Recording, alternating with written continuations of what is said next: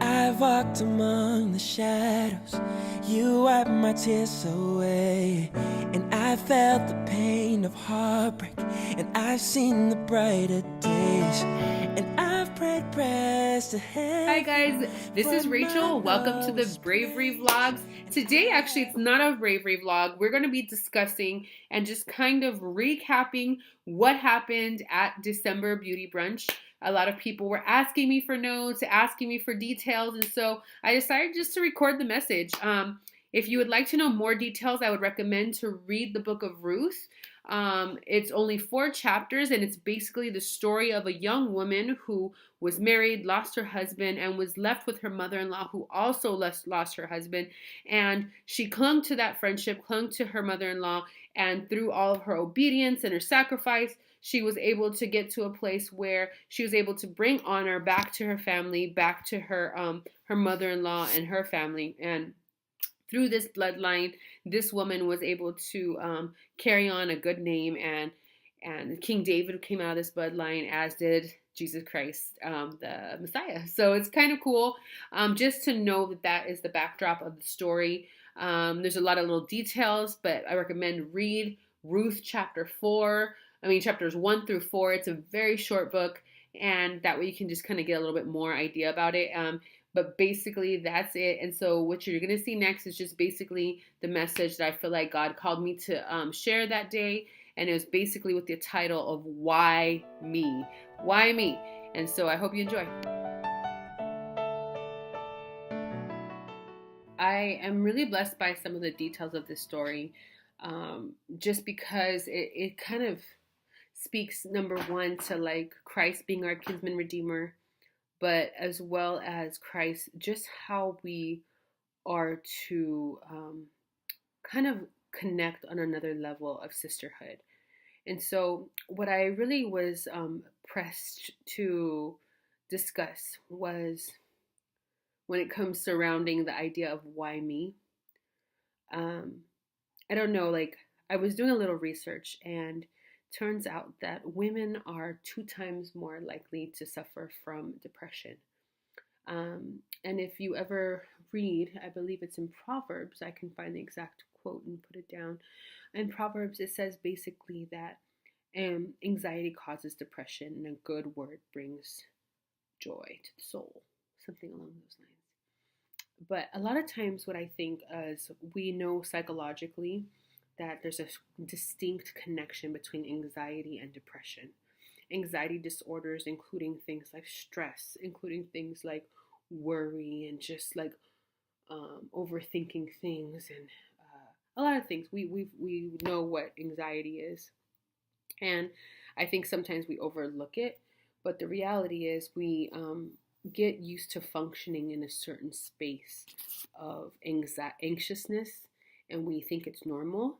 And I think the concern for that as women is that we can inadvertently put ourselves in a position where we are being depressed, and we are more likely to suffer from depression and all the negative effects that that can have, not just on ourselves, potentially hurting ourselves, but how those effects can hinder our families, our loved ones, our careers, our society as a whole. And so I think it's really important to pay attention to this. Now, when I read the beginning part of Ruth, I feel like she had every right to be at a place of, God, why me? And I don't know if you ever felt that way, and I know I have, because I feel like I'm generally a pretty good person, and sometimes I get really frustrated and hurt. And I remember one thing that happened, and I was like, gosh, like when my dad got really sick, and that's one example. I was like, God, why us? My dad, after he had a bad young adulthood, I guess you can say, but he changed his life around. He was serving and helping women turn their lives around through a women's home. He's been a good dad. Like, he's a good person now. Why, God? Why would you want to take my father? Now, granted, my dad is still alive, thank you, by the grace of God. But there was a season there where I was really thinking that we were going to lose him. And I remember asking God, why? I mean, sometimes I even look up and there's seasons in my life when I don't understand. Why, God? I worked so hard. Why would you take my job away, God? I loved what I did. And there was seasons like, why, God? I'm 36 years old. Why have you chosen to let me be single and not have children and not have all these other things that my friends have? God, why me? Why do I still struggle in these different areas? Why, God?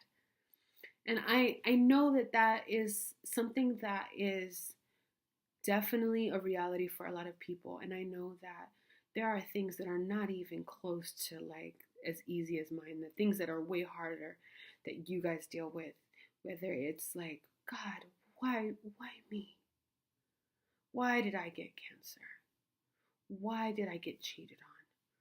Why did I have to lose a son or a daughter or, a baby and like, oh, just why me, God? And I know that that can be very, very hard for people.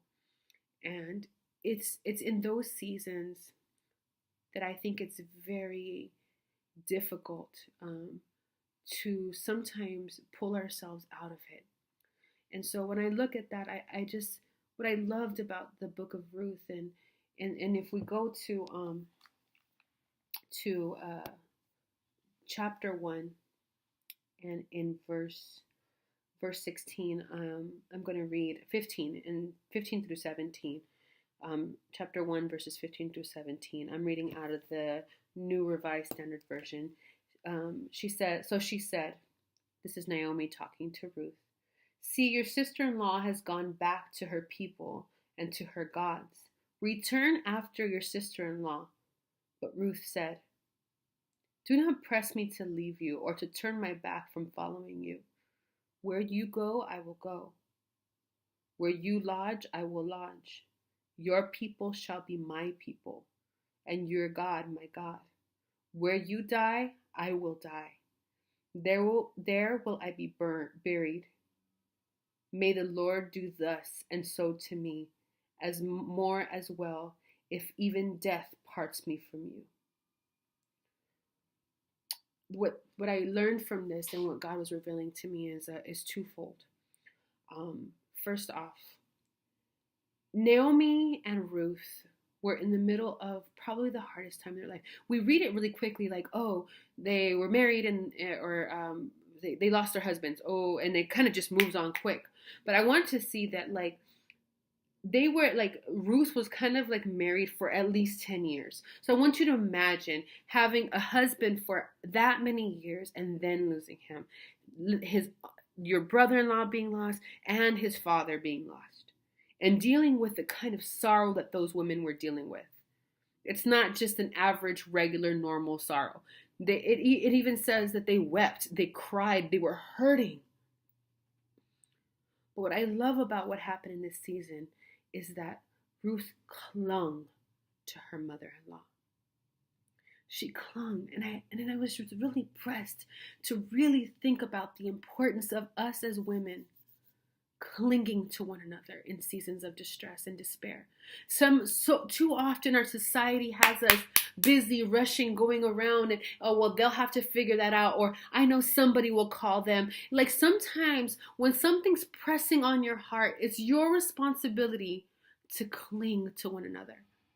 Cling to people who are hurting. Cling to each other when you're feeling pain. Even if you cling through your pain. Cling. Because it's through that clinging that God can then move. And this is by no means saying to cling to unhealthy relationships. But it is about commitment and true friendship that lasts beyond just a superficial way of liking somebody's Facebook post. God has called us for deep, true relationships and friendships. And first, that's modeled by our clinging to our Father, clinging to God in seasons that are hard. The Bible also says that He is near to the brokenhearted. So it's important for us to remember that we may not always know the why, but the important thing is to know that we're not alone. And when things get hard, when things are pressing on us, and we are tempted to ask the question, God, why me? Just know He's there listening. He hears you. He doesn't always give us the answer we want to hear, the reason why. Because sometimes there isn't a good reason. There isn't a good reason for some of the loss. But I know that God can work all things together for His good, even though it's not His intention. So sometimes we waste so much energy trying to figure out the why, when all we have to do is say, God, I just need you close to me. And we just need to connect with each other and say, like, I don't know if you've ever been in a season where someone has lost someone. And I remember just sitting in the hospital room with my dad sometimes, and when he was really sick. And sometimes people would just show up at the hospital. And I just remember having to just sit. And I didn't really want people around, but I really didn't want to be alone. So I didn't really want people to start telling me and trying to console me and figure things out. Sometimes just being present and knowing that I wasn't by myself in hard times can mean the world. And so sometimes when you know someone's hurting, our job is to be like Ruth and to go out, even when they push us away, to cling, because that's what real love does. That's what the love of God should drive every believer to do, to cling. And not for our own self-worth or self-gain, but just because people need that. We need each other. We need each other. And sometimes we're the only God that people will experience. Sometimes they're so burdened with all the other things that they just need a person to say, let me be here with you. Sometimes prayer and sometimes just be. And what I really love about Ruth is that despite the fact that Naomi says, go, leave me alone. Even when they go to the town, she's like, don't call me Naomi, call me Mara, because my name is bitter. It's like Naomi's hurt. But it is very evident the only thing that kept her going was her daughter-in-law, who had no reason to have to be there. She didn't have to, but she clung to her mother-in-law in her season of pain. She too had lost a husband, but she clung. And I love it because the Bible doesn't want us, and the Lord doesn't want us to be double-minded. And that's something that I know that God has been really challenging me. And sometimes that double-mindedness, again, goes back to this idea of anxiety. And so we have to make decisions in our hearts to hold our back strong and say, no, I feel this way, that way, this way, that way, this way, that way, this way, that way. But my job is to not be double-minded. Stand on who the word is. And when I say yes, let my yes be yes and my no be no. Because oftentimes if we are double-minded, well, I would go help, but then if I go here, and then if I go, and what if I try to help her out and I'm over there? And it's like we get so caught up that the anxiety starts to build, and it can cause us not only to be depressed, but also to just go into a place where we're not at all helpful to ourselves or to anybody else. So what I love about that is that it just shows, again, she was not double-minded. And then as the story goes on and she steps forward and she decides to go through all this awkwardness, like, okay, I'm going to go and just gather and do all these things. And then Naomi tells her to go and say, hey, dude, like, these guys are one of our kinsman redeemers. Go to the threshing floor. Like one of the initial hashtags or titles for this message was going to be at his feet. Because there's a point here when Ruth is told to go sit at his feet, in the middle of Boaz's feet, not even God's feet. So that's a whole other level of, whew, like, so basically the threshing floor is where they go, and all the, like, since Boaz was like the leader, he was wealthy, he was in charge of things.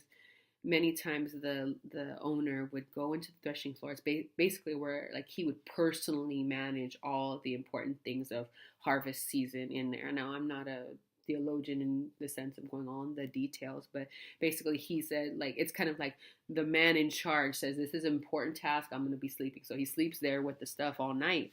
And so he goes and has a good time. And then he goes to sleep. And in the middle of the night, Ruth goes all dressed up, looking cute and fly and smelling good. And she goes and uncovers his feet and lays at his feet. Or I don't know, lays at his feet. And in the middle of the night, he is awakened by something and he finds her. Now, as cool as that sounds, like that sounds really awkward.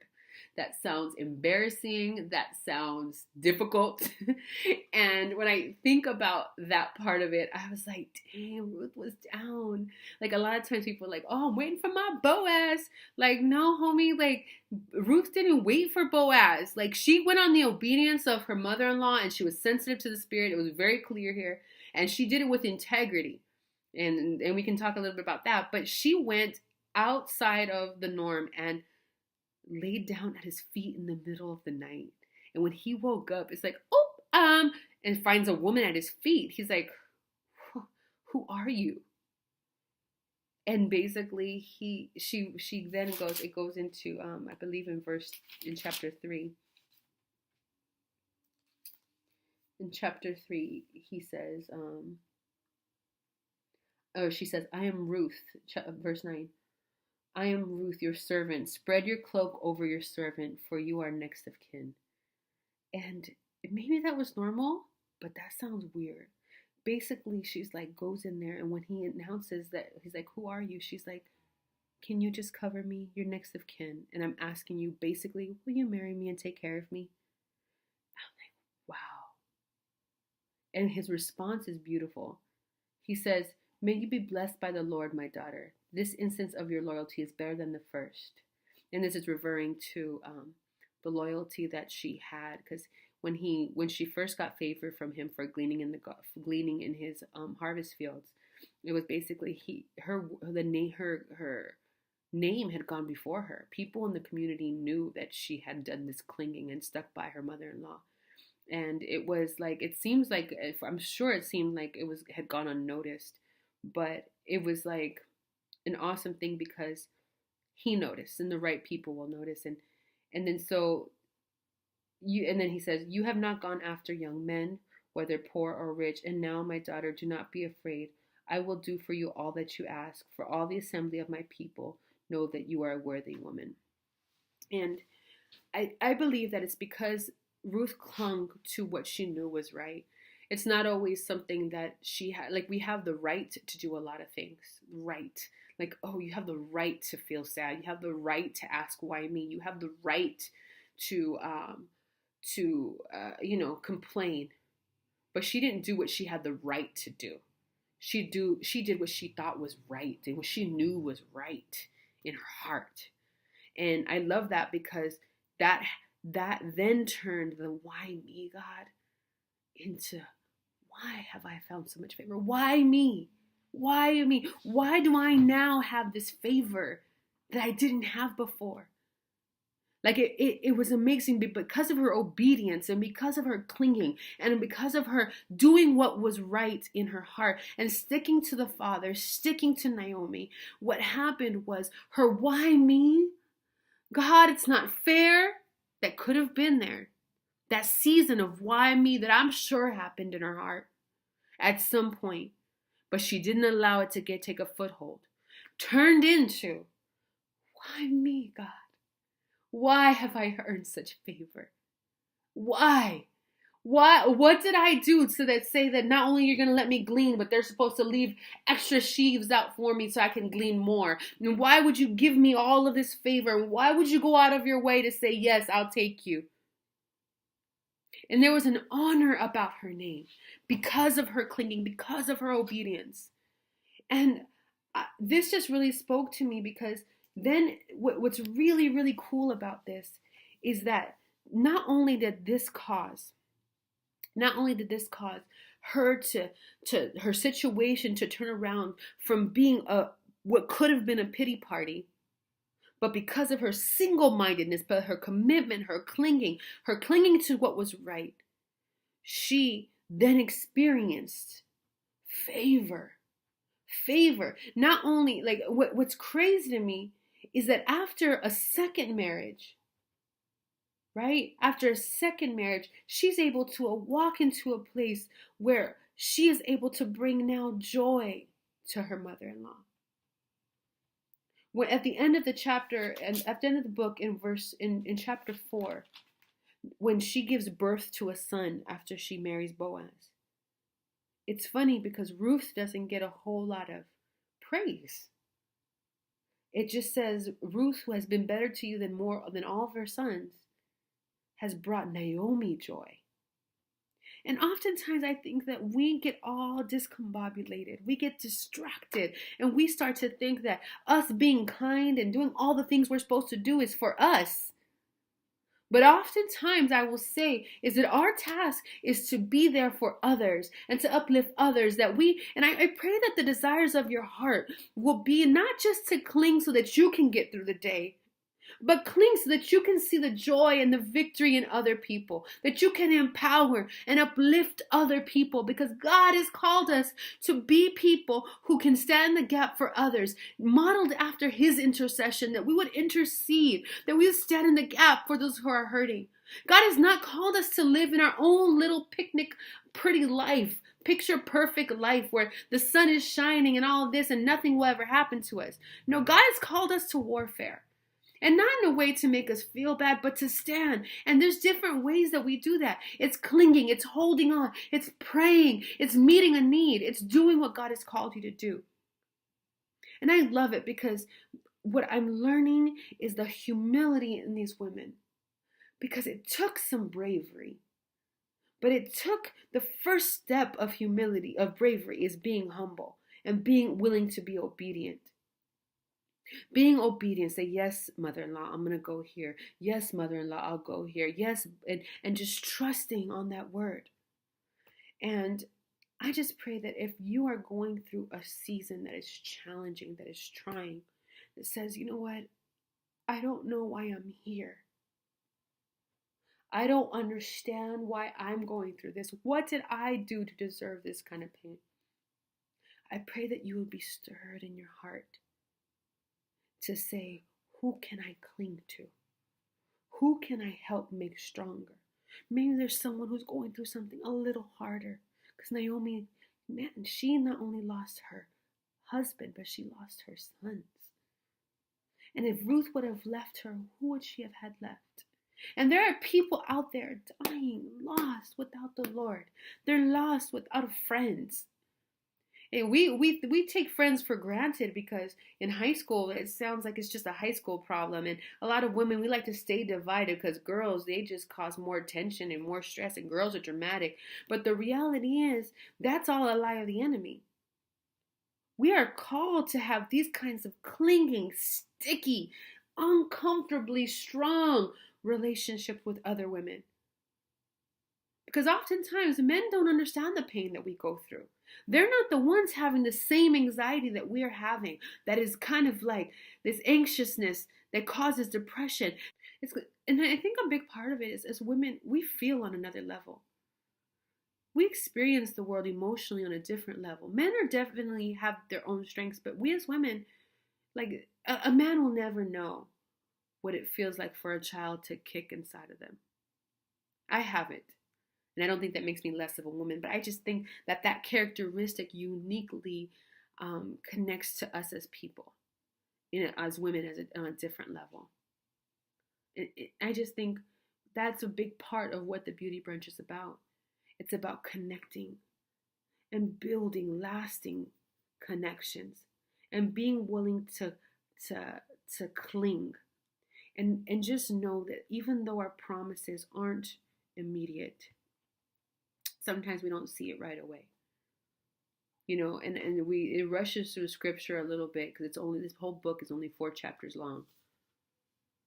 But there was some time that went by. It wasn't like Naomi sent her to go to the field and then the next day and then the next day and the next day. I don't see that here. There was some time that went on. And I want you to imagine that if she went into the threshing floor and she laid at his feet, She laid there for a while, and then they sent her away. She got sent away so before everybody could see her wake up, so she could have that integrity on her name, so that she wouldn't have it be tarnished at all. But she stayed there almost all night. That is some awkward waiting time.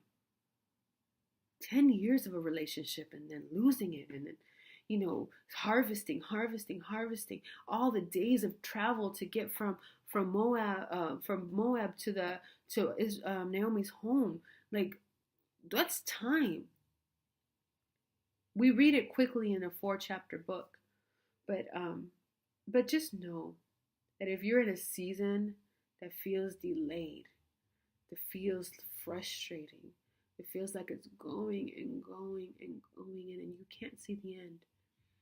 I pray that you find someone that you can pour into, someone that you can cling to, someone that your full purpose is just to uplift and that you don't get anything back from. Someone that you can just uplift, pour into someone else, and don't let go. And just know that He promises to pull through for us. And your why me season of why me can definitely turn into the why me that it's described in chapter 2. And I'll close on that scripture. In chapter 2, verse 10. This is after Boaz offers her and tells her and gives her food and tells her to stay around. She says, then she fell prostrate with her face to the ground and said to him, why have I found favor in your sight, that you should take notice of me when I am a foreigner? And then but Boaz answered, all that you have done for your mother-in-law since the death of your husband has been fully told to me, and how you left your father and mother and your native land and came to a people that you did not know before. May the Lord reward you for your deeds, and may you have a full reward from the Lord, the God of Israel, under whose wings you have come for refuge. And so just know the Lord will provide you that favor. And don't be surprised when you start to step out and realize that favor is coming from all different angles. Favor that you didn't think you deserved. All right, guys, so I hope you enjoyed that, and I hope that it ministered to you. Let your why me season turn into why me? Why have I found favor? All right, guys, see you later. And I am